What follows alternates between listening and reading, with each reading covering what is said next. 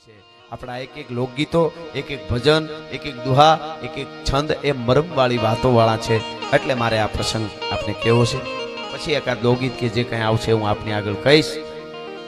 પણ સૌરાષ્ટ્રની ધરતીમાં અમારા જુનાગઢ જિલ્લામાં મેંદરડા 150 વર્ષ પહેલાની આ વાત છે. જાજા વર્ષો મિત્રો થયા નથી હજી. મેંદરડા ગામ અને મેંદરડાની પાસે નાગણી કરી અને ગામ, અને નાગણી ગામમાં 15-17 વર્ષની એક દીકરી, પટેલની દીકરી પરણીને આવે છે. ખાસ આ વાત માતાઓ બહેનો સાંભળજો, દીકરીઓ સાંભળે. 15-17 વર્ષની એક દીકરી પરણી અને આવી, પટેલની દીકરી, અને હાહરામાં આવી છે. પરિણામે હજી 10-15 દી થયા.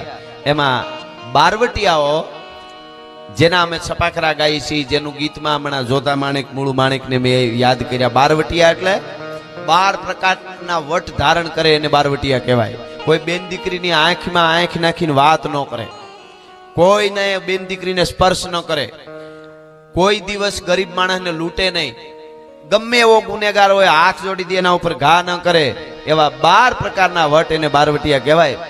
એવો ગીગા મહિયા નામનો બારવટીયો, એનું બારવટું ને એ બારવટિયા ગોધમાં ડુંગરમાં પડેલા મેંદરડાની પાસે. જોજો આ વાર્તાઓ કેવી આજ કરવી પડે, વર્ષો પછી પણ એની યાદી કરવી પડે. એટલે અને એ ગોધમાં ડુંગરમાં પડાવ પડેલો, અને આ પટેલની દીકરી પરણીને આવી અને 10-15 દી થયેલા. એનો પતિ જુવાન પટેલ, કણબી પટેલ, જુવાન ખેડૂ, વાડીએ ગયેલો અને બારવટિયાનો પડાવ પડ્યો. ખબર પડી એટલે વાડીએ જે કાંઈ ખેડૂ હોય એ ન્યા હતાઈ જાય, ન્યા રોકાઈ જાય, ફળ ફૂલ ગમે એ ખાય, ઘરે ન આવે, બીક લાગે. બારવટિયામાં રસ્તામાં ભેગા થઈ જાય તો વાડીએ છે એ ઘેરે ન આવે, અને ઘેરે છે એ વાડીએ ન જાય. 1 દી 2 દી 3 દી 3 દી અને 3 રાત ઈ બાઈ જે પરણીને આવેલી પટેલની દીકરી, એનો પતિ વાડીએથી ઘેરે નથી આવ્યો. એટલે એને ચિંતા થવા માંડી કે મારો પતિ હું ખાતો હોય છે, ભૂખ્યો વાડીએ મારો પતિ હોય, અને મારાથી કેવી રીતે ભોજન લેવાય, મારાથી કેવી રીતે ખવાય. એને એમ વિચાર થયો કે આજ તો સવારે વહેલું ઉઠી અને ભાત લઈને વાડીએ વયું જવું છે, મારા પતિને ખવડાવું તો જ હું ખાઉં. અને મિત્રો 15 દીથા પરણીને આવેલી બાઈ પટેલની દીકરી, 17-18 વર્ષની દીકરી, વહેલી ઉઠી, ભેહું દોઈ, ગાયું દોઈ, છાયું ફેરી, જે કાંઈ છાણ વાહિદા કરવાના હતા એ કરી, અને બાજરાના ધીંગા રોટલા ઘડ્યા, અડદની દાળ, રીંગણાનું શાક, પાપડ હેક્યા, અથાણા, દૂધની દેગડી ભરી, માખણનો પીંડો મૂક્યો, દહીંની દેગડી ભરી, બરાબર ભાતને હરકી રીતે તૈયાર કરી, અને એ ભાતનો હુંડલો ભરી, હુંડામાં ભાત લઈ, અને તેથી કહેવાય છે કે નાગણી ગામમાં એ પરણીને આવેલી પટેલની દીકરી પોતાની ઓહરીએથી આમ નીચે ઉતરવા જાય, ભાત લઈને પોતાના પતિ હારું જવા માટે. એ નીચે ઉતરવા જાય ત્યાં સાસુની નજર પડી ગઈ. એટલે સાસુએ પૂછ્યું, બાઈ ક્યાં જાશો, ક્યાં ઉપડી? તો કે તમારા દીકરાનું ભાત લઈને જાઉં છું, 3 દીથા વાડીએ છે, ઘેરે આવ્યા નથી, હું અહીંયા ખાઈ લઉં ને એ ઘેરે વાડીએ ભૂખ્યા રહીએ, એ થોડું બરાબર કહેવાય. એટલે ફૂઈ સાસુમાં હું જાઉં છું એનું ભાત લઈને. અને હાહુની રાડ ફાટી ગઈ, મરી ગઈ. વાલામુઈ તને કઈ ખબર પડે છે કે નહીં? તું ગાંડી થઈ ગઈ છો? પાછી વળ વાલામુઈ મરી ગઈ, ઓલો ગીગો મૈયો તને લૂંટી લે એ ખબર પડે છે? ભાત લઈને જવાય? બારવટિયાનો પડાવ પીડ્યો છે બાજુમાં, મારી નાખે ખુખાર બારવટિયા, એ ડાકુ કહેવાય. હાહુ બોલવા માંડી. એટલે આ બાઈ ને દીકરીને એમ થયું મારી સાસુ સામો ઝઘડો કરીને ભાત લઈને જાવ એ બરોબર ન કહેવાય, એટલે મારે નથી જવું, પાછી વળી જાવ. એ પાછી વળી જાવ હજી વિચાર આવ્યો ને તો હાહુ આગળ શબ્દ બોલી કે ઓલો તારો બાપ ગીગો મહિયો લૂંટી લે, ખબર પડે કે નહીં? પણ મિત્રો, તારો બાપ ગીગો મહિયો લૂંટી લે ઈ વાત જ્યારે દીકરીના કાને પડ્યો એટલે વિચાર થયો પાછું તો વળવું હતું, પણ મારો બાપ ગીગો મહિયો લૂંટી લે. બાપ સામી વાત આવીને આ દેશની દીકરીને ગમે એટલો માર પડે, ગમે એટલું દુઃખ પડે, એ સહન કરી લે. પણ જ્યારે બાપના સામી વાત આવે ત્યારે એ સિંહણ બની જતી હોય છે, તદે એનાથી કોઈ દિવસ સહન ન થાય. વાત હકીકત છે, એટલી જ હકીકત. એમ આ દીકરી ભાત લઈને જાતી હતી. હાહુ એમ બોલી તારો બાપ ગીગો મૈયો લૂંટી લે. એ પટેલની દીકરીને બહુ દુઃખ લાગ્યું. પણ બાપ લૂંટી લે કીધું ને, ભાતનો હુંડલો ઓહરીની પાળે મૂકી અને ઘરમાં ઓરડામાંથી પિયરના ઘરેણા પહેર્યા હતા એ પહેરે રાખ્યા, સાસરિયા તરફના ઘરેણા ડબલ પહેર્યા, અને હાહુ રાયડું નાખતી રહી, અને ભાત લઈને દીકરી વહી ગઈ, વાડી બાજુ હાલતી થઈ. હાહુ તો રાયડું નાખે ને, હાહુની ડિમાન્ડ બહુ હોય, માડી માફ કરજો. હાહુની ડિમાન્ડ કેટલી ખબર? વહુ ભણેલી હોવી જોઈએ, કયાગરી હોવી જોઈએ, દાય હોવી જોઈએ, હું કહું એમ કરે એવી હોવી જોઈએ, હું કહું એમ વાપરે એવી હોવી જોઈએ, આવી હોવી જોઈએ, આવી હોવી જોઈએ. એટલી બધી સાસુની ડિમાન્ડ. વહુની કોઈ ડિમાન્ડ નહીં, એક જ ડિમાન્ડ, સાસુ ન હોવી જોઈએ. ખાલી મુદ્દો આટલો જ. અમારો હમણાં એક ગામડા પ્રોગ્રામ હતો ને એક જગ્યાએ, તો અમે આવી રીતે ચા પાણી પીવા ગયા ને ઓહરીમાં બેઠા થઈ જાય. બાજુના ઘરમાં સાસુમાં બહબહાટી બોલે, વહુને જેમ આવે એમ બોલે, વહુ કાંઈ ન બોલે. એટલે અમને વિચાર થયો, મને મેં કીધું સાસુ ડોહીમાં એટલું બધું બોલે ને વહુ કાંઈ બોલે નહીં. તો ઓલા ગરધણી મને કે ઈ હાહુ એવા છે જ માડી, વહુ કોઈ દી બચારી મોઢામાં જીભ નથી, અમે બોલતા નથી જોઈ. સાસુનો જ આવો સ્વભાવ છે, બોલ્યા જ કરે. મેં કીધું એમ પરબારી ખાનદાની નો આંકી લેવાય, જરાક જોવું જોઈએ. મેં વંડીએથી ઊંચો થઈને જોયું ને તો વહુ બોલતી નહોતી, પણ હાથમાં હાણસી લઈને રહોડામાં બેઠી બેઠી આમ કરી. તમે વિચાર કરો, હવે ઈ બહાર કોઈને ખબર પડે આ બોલે છે ઈ? એટલે પરબારી ખાનદાની કોની આંકી લેવી એ કાંઈ નક્કી નહીં આમાં. પણ હાલ્યા કરે એ બધું, એ તો હોય છે. પણ એક વાત કહી દઉં, પરિવાર અત્યારે તૂટતા જાય છે. એ પરિવાર ન તૂટે ને એટલા માટે આ સંસ્કારની વાતો કરવી પડે છે, એટલા માટે સંસ્કૃતિ. મૂળ વાત ઉપર આવું. વાતનો હુંડલો લઈને દીકરી હાલતી થઈ, એ હાલતી થઈ દીકરી બરાબર ગામનો પાદર આમ નળ પૂરી થાય અને પાદર એની વાડી થોડીક આગી રહી અને 4 બુકાનીદાર ખુખાર બારવટી આડા ફેર્યા બંદૂકધારી હો દીકરીને. 17-18 વર્ષની, સાંભળજો, 150 વર્ષ પહેલાની સત્ય ઘટનાની વાત છે. 17-18 વર્ષની પટેલની દીકરી એકલી વગડામાં છે, એને આમ આગળ આવીને ઉભા રહ્યા બંદૂક લાંબી કરીને બારવટિયા, અને એટલું કીધું, બેન ભાત નીચે મૂકી દે, અમને આપી દે ભાતનો હુંડલો, અને ઘરેણા જેટલા પહેર્યા છે બધા નીચે મૂકીને વૈજા કરે. નીકળાય? ખબર નથી પડતી બારવટું ચાલે છે. અમારાથી અમે નવાબને ખેડૂને વાવવા દઈને કઈ ત્રાસ નો આપી તો નવાબ ઝૂકે કેમ અમારી સામે? અમારું તમારાથી ભાત લઈને નીકળાય કેમ? મૂકી દે ભાત, ઘરેણા કાઢી દે અને વૈજા કરે. તેથી દીકરી એટલું બોલી, તમે કોણ છો? કે અમે બારવટિયા છીએ. કોના માણસો છો? કે ગીગા મહિયાના માણસો. ગીગા બાપુ ના? તો કે ગીગા બાપુ ક્યાં છે? તો કે તારે શું કામ છે બેન? તો કે નહીં, મને વાત તો કરો. તો કે ઈ તો આ ડુંગર ઉપર છે, ગોધમાં ડુંગર ઉપર. એટલે દીકરી એટલું બોલ્યું, તમને ભાત આપી દઉં, ઘરેણા આપી દઉં, પણ મને ગીગા બાપુ પાસે લઈ જાવ તો આપું. એટલે કીધું, બેન શું તું વાત કરે? અમે કઈ વેપારી છીએ? લેવડ દેવડ કરી તું કેમ કરી? અમારે બંદૂકનો ઘોડો દબાવો, એ માણસ મારવું કે મચ્છર મારવું કે જનાવર મારવું અમારા માટે હરખા હોય બધા. અમે કારકૂટ બારવટિયા કહેવાય. હમણાં બંદૂકનો ઘોડો દબાવ્યો તો મરી જાય. ઘરેણા કાઢ, ભાત મૂકી દે ને વઈ જા. એટલે તું એમ કહેશો કે તું અમે ન્યા લઈ જાવ તો ભાત આપું? એ બહુ જયારે બંદૂક મારી દે મિત્રો કરવા મંડાણી, ઓલા બારવટિયા કરવા મંડાણા, ત્યારે દીકરી એટલું બોલી, તો સાંભળી લ્યો. જોજો, આ દેશની ધરતીની એક દીકરી બોલે છે, તો સાંભળી લ્યો. ક્યારના રાયડું નાખો છો? બંદૂક મારી દે. તમે બારવટિયા છો તો હું એક ગુજરાતની ધરતીની પટેલની દીકરી છું. છાતીમાં બંદૂક મારી દો તો નહીં આપું ભાત ને નહીં આપું ઘરેણા. તમારે જે કરવું હોય એ કરી. 150 વર્ષ પહેલાની સત્ય ઘટનાની મિત્રો આ વાત છે. મારો બંદૂક તાકાત હોય તો. ઓલા બારવટિયા ધ્રુજી ગયા, કા દીકરી બીવે નહીં કા? પછી એ ઈશારાથી હામી વાત કરી લીધી એકાબીજે કે ભાઈ હાલો લઈ જાય બાપુ પાસે. આપણે ગીગા બાપુને કહી દેવું દીકરી ધરાર આવી, અમે નથી લઈ આવ્યા એમ. તો હા, તો હાલો લઈ જાય. બેન હાલ ગીગા બાપુ પાસે જાવું ને, આગળ મારી નાખશે તને. તો ભલે મારી નાખે. વિશ્વાસ કેવો હોય છે જોજો. અને ડગલા દીધા મિત્રો. આજ પણ કોક દી મેંદરડા આવો ગીરમાં તો ગોધમો ડુંગર જોજો, કેવી ઝાડ માં ગાત્રાળનું મંદિર છે, અને જાડી કેટલી ઘાટી તળું છે. ઈ વખતે કેવું જંગલ હશે? એવા જંગલમાં ધીરી પટેલની દીકરી માથે ભાત છે અને હાલી જાય છે.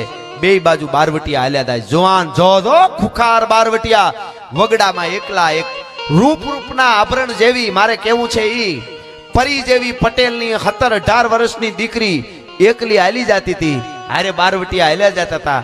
તેદી એની આબરૂની સલામત હતી, આબરૂની બીક નહોતી. આજે સોસાયટીઓમાં સલામત નથી ને એટલે આવી વાર્તાઓ માંડવી પડે છે ને આવી કથાઓ કેવી પડે છે. ભલા માણસ, આ વાત છે. આમ ગીગા બાપુ પાસે આવે, ગીગા મૈયાની પાસે છેટેથી નજર પડી ગીગા મૈયાની. આમ બંદૂક લાંબી કરીને કીધું, ખબરદાર ન્યા ઉભા રહ્યો, ચારેને મારી નાખું. કે બાપુ કા? તો કે દીકરી ના કેમ લઈ આવ્યા? ખબર નથી આપણે બારવટિયાનો ધર્મ છે, કાંઈ કોઈ બેન દીકરીને લઈ આવાય નહીં. કે બાપુ અમે નથી લઈ આવ્યા, દીકરી ધરાર આવી છે. એવું છે? કે હા બેટા તું ધરાર આવી, કા લઈ આવ્યા તને? તો કે ના બાપુ હું આવી ધરાર. શું કામ આવી? કે બસ ગીગા બાપુ તમે? તો કે હા. કે તમને જોવા હતા કે અમે જોયા જેવા ન હોય, અમે મારી નાખી, અમારી બંદૂકનો ઘોડો દબાવે ગમે ને માર નાખી. બેટા ઘરેણા દઈ દે, ભાત દઈ દે, અહીં મૂકી દે અને ઘરે વઈ જા.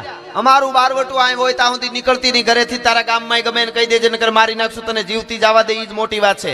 વઈ જા ઘરે, ઘરેણા કાઢીને જા.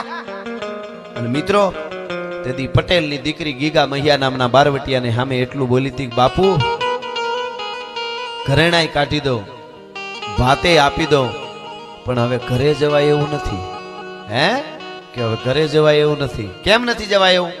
કે મારી કાળમુખી હાહુ બોલી હતી ને સાસુ, ઈ વેણ હાચા પડ્યા એટલે ઘરે જવાય એવું નથી. કે તારી સાસુ શું બોલી ઈ અમારે સાંભળવાનું? એમ તો કે ઈ તો સાંભળવું પડશે. કે શું બોલી ઈ? કે બાપુ 3 દિવસ થા તમારી બીકે પટેલ મારો પતિ ખેડૂત જુવાન ઘરે નથી આવ્યો, વાડીએ હતાણો છે. અને મારે ઘેરે મને પરિણાને 15 દી થયા છે. હું પટેલની દીકરી, મને વિચાર થયો કે મારો પતિ ભૂખ્યો હોય ને મારાથી ઘેરે કેમ રોટલો ખવાય. ભાત કરીને આજ જાવું છે, ભલે જે થાવું હોય થાય, બારવટિયા ભલે મારી નાખે. એટલે હું નીકળતી હતી, મારી હાહુ મને ખીજાણી. મને વિચાર થયો બાપુ કે હાહુ ઠપકો આપે છે ને તો ન જવાય, ભાત લઈ ન જવાય, પાછું વળી જવાય. પાછું વળવાની તૈયારી કરતી હતી ને તા મારી હાહુ આકરા વેણ બોલી, તારો બાપ ગીગો મૈયો લૂંટી લેહે. તો બેટા તે શું કીધું? મને એમ કીધું ને હાહુ એક તારો બાપ ગીગો મૈયો લૂંટી લેહે. તો બાપુ પિયર તરફના ઘરેણા પહેર્યા તા એ પહેર્યા રાખ્યા, અને હાહરિયા તરફના ડબલ ઘરેણા પહેરીને આવીશું. અને મારી હાહુને કહીને આવીશું કે ગીગો મૈયો જો મારો બાપ હોય તો હવે બાપ દીકરીને કેમ લૂંટે છે એ મારે જોવું છે, એટલે ડબલ ઘરેણા પહેરીને આવીશું. હવે બાપ દીકરીને કેમ લૂંટે એ જોવું છે ને હવે જે લૂંટવું હોય તમે તમારે લૂંટી લ્યો. મિત્રો તેથી ગોચમાં ડુંગરના જંગલમાં ખુખાર હાવજ જેવા બારવટિયા તરવારના ઝાટકેથી કટકા કરો ને તો એક ખૂણો આંખનો ભીનો ન થાય ને આહુડું ન આવે. ઈ બારવટીયો મૂછે લીંબુ લટકતા હોય એવો બારવટિયા ગીગા મૈયાના હાથમાંથી બંદૂક પડી ગઈ. આ દેશની દીકરીઓની તાકાત જોઈજો. હા ન કરું જીને કે હે 4 દિન બાકી હે 4 દિન, આવું નાચવા વાળાની વાત નથી. આ બંદૂક પડી ગઈ બારવટિયાના હાથમાંથી મિત્રો. અને ખુખાર બારવટીયો તેદી એટલું કીધું તું, મારો બાપ, તું મને બાપ કેશો તો સાંભળી લે, અમે તો વગડામાં રહેવા વાળા બારવટિયા, અમને બાપ કેવા વાળો અહીંયા કોણ હોય? મારો બાપ ભલે તું તને તારી જનેતાએ જન્મ આપ્યો, તારા જેવી દીકરીઓ જ્યાં સુધી મારી દેશની ધરતીમાં છે ત્યાં સુધી મારી દેશની સંસ્કૃતિનો વાળ વાંકો નહીં થાય. હું નમન કરું છું ગીગો મૈયો તને. બેટા મારી પાસે અત્યારે વધારે નથી, આ એટલા કાવડિયા આપું છું. લઈને છૂટા રૂપિયા હતા એ આપ્યા કાપડાના, અને કીધું બેટા તારી સાસુને કહી દેજે ગીગો મહિયો દીકરીને લૂંટે તો નહીં, તને તો નહીં, પણ તારા ગામના ઝાડવા સામું કોઈ દી લૂંટવાની દ્રષ્ટિએ નજર કરું તો રાજપૂતના પેટનો નહીં. આ મારી પ્રતિજ્ઞા છે. કે આ હા હા હા મિત્રો, આ દીકરીઓની જરૂર છે. હા કોઈ પણ માં હોય જન્મ તો કોક માં જ આપશે, કોઈ મહાપુરુષ હોય એને જન્મ. ગીગા મૈયાના આહુડા પડી ગયા આંખમાંથી ખુખાર બારવટિયાને. પછી દીકરી હાલતી થઈ ગીગા મૈયાએ કીધું, બેટા એક વાત કહું, બાપ દીકરીને લૂંટે નહીં, પણ બાપ ભૂખ્યો હોય ને તો દીકરીની ફરજ છે ખવડાવવાની. ભાત તો દેતી જા. અરે મારો બાપ લે, ઈ તો હું ભૂલી ગઈ બાપુ હાવ.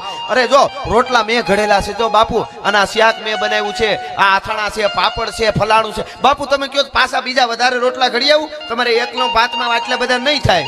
અને મિત્રો તેથી રોતા રોતા ગીગો મહિયો બોલ્યો તો, કોઈ દી રોવે નહીં ને કર, પણ દીકરીના પ્રેમમાં ઈ રોતા રોતા એમ બોલ્યો તો, બેટા વધારે નથી જોતું, તારા જેવી દીકરીઓના રોટલાનો એક કોળિયો અમારે કોઠે જાહે ને અમને મુએ મુક્તિ મળી જાય. અમારે તો આવી દીકરીઓ જોઈ છે, બીજું કાંઈ જોતું નથી. ભલા માણસ, આ દીકરીઓની તાકાત છે અને દીકરીઓ જ કરી શકે.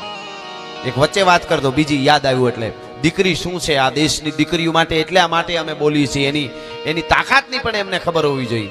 એટલા માટે વચ્ચે વાત કર દો. એક ગામ હતું, એક ગામમાં એક બાપા અને એને 5 દીકરા અને એક જ દીકરી હારે વહી ગયેલી. 3 દીકરાના લગ્ન થયા, 1-2 બાકી હતા. એમાં બાપાની તબિયત બગડીને બાપા ગુજરી ગયા. એટલે દીકરી જે હારે હતી એમને ભાઈઓએ સંદેશો મોકલ્યો કે બેન જે પેલી બસ મળે એમાં આવી જાજે. અને બાપાને એમ ન કીધું કે બાપા ગુજરી ગયા, એમ કે દીકરી રોહે બહુ, એટલે કીધું કે બાપાની તબિયત બરાબર નથી અને તું આવીશ ને એટલે બાપા તને જોઈને હાજર થઈ જાય. બેન તું જલ્દી આવી જાજે, બેન તું જલ્દી આવજે. આવા સમાચાર મોકલ્યા. બીજે દી દીકરી બસમાં બેહીને ગામના પાદરમાં ઉતરી.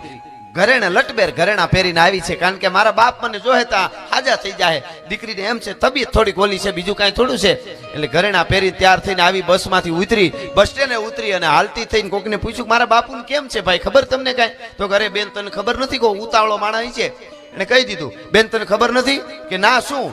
કે તમારા બાપુનું તું મૃત્યુ થયું, ગુજરી ગયા છે, એ તો હાંજે તમારી રાહ જોવાય છે. હે ગુજરી ગયા? કે હા. મંડી રોવા અને પોતાને અંગે જે ઘરેણા પહેર્યા હતા એ બધા કાઢીને પોટલી ભરી લીધી, કારણ કે હવે ઘરેણા પહેરીને ફળિયામાં જવાય નહીં. બાપના પોટલી ભરી લીધી ઘરેણાની. હશે મિત્રો આ દ્રષ્ટાંત પણ દીકરી માટે જોજો વાત કેવી છે. અને પછી રોતી રોતી ઘરે આવી, જેટલું રોવાય એટલું રોય. ટૂંકમાં બાપની નનામી તૈયાર થઈ. એ નનામી શમશાનમાં મિત્રો જાતી હતી ને જ્યારે, ત્યારે બાયુ માણા અમુક જાપા સુધી જાય, પછી પાછા વળી જાય, પછી પુરુષો જાય શમશાન સુધી. એટલે દીકરી ઈ રોય બહુ અને પાછી વળી ગઈ. બાયુ બધા પાછા વળ્યા. શમશાને નનામી જાતી હતી. શમશાન થોડુંક દૂર રહ્યું. એમાં એક ઘટના બને છે. એક કોઈ માણસ બહાર ગામનો આવીને આડો ફરે છે, જે વાહન લઈને આવ્યો હોય, પણ આડો ફરીને ઉભો રહ્યો. કોણ ગુજરી ગયો? તો કે ફલાણા ભાઈ ગુજરી ગયા છે. તો હા મેં સાંભળ્યું એટલે જ આવ્યો છું. કે કેમ? તો કે બીજું કાંઈ નહીં, પણ એ ભાઈ જે ગુજરી ગયા બાપા એ મારા ખાસ મિત્ર હતા.